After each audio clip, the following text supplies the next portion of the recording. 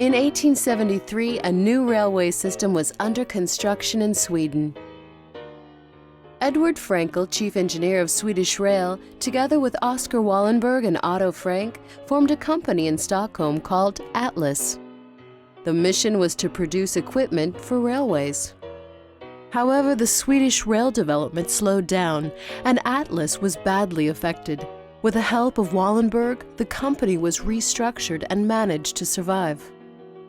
In 1917, New Atlas merges with an engine manufacturer, Diesel's Motors. The same year, the company established its first international sales operation in St. Petersburg in Russia. Based on an internal need for better manufacturing tools, Atlas started to develop its own compressed air tools. In 1936, the one-man machine was introduced. A single person could operate a light rock drilling machine. The Swedish method became a huge success and led to an international expansion, where new sales companies opened all around the world. In 1940, the company changed from a production-orientated to a market-orientated one. Customer needs became the starting point for the development of products as well as for sales strategies. In 1956, Arpic Engineering was acquired. Arpic had 8,000 square meter production facility and 300 employees.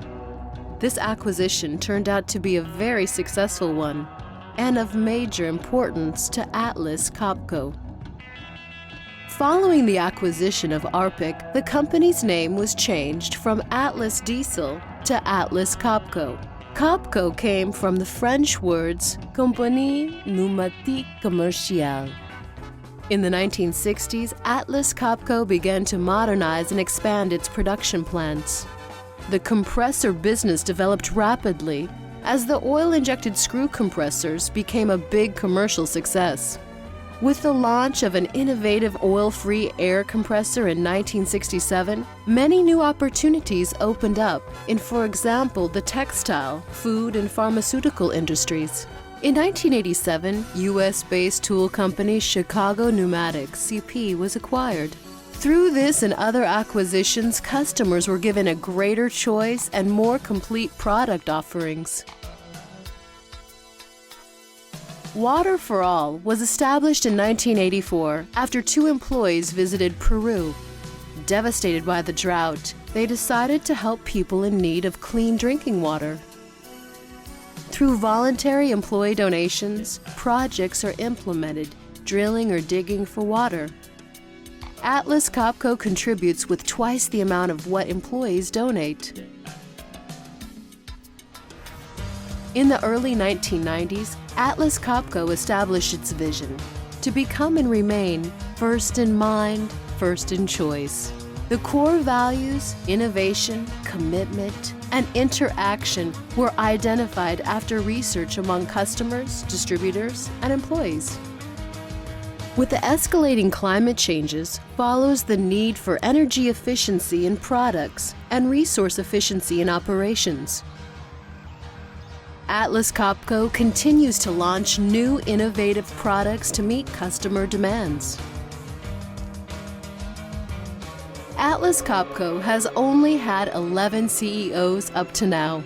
In 2009, Ronnie Layton became the second non-Swede to lead the Atlas Copco Group.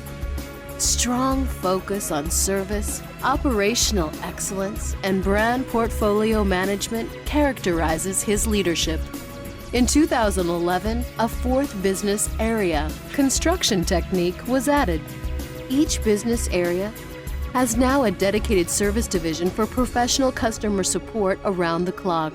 About 1/3 of all employees are working in the service business. Atlas Copco is recognized as one of the most innovative and sustainable companies in the world. With a solid structure in place and world-class people, we're ready to take off for the next 140 years.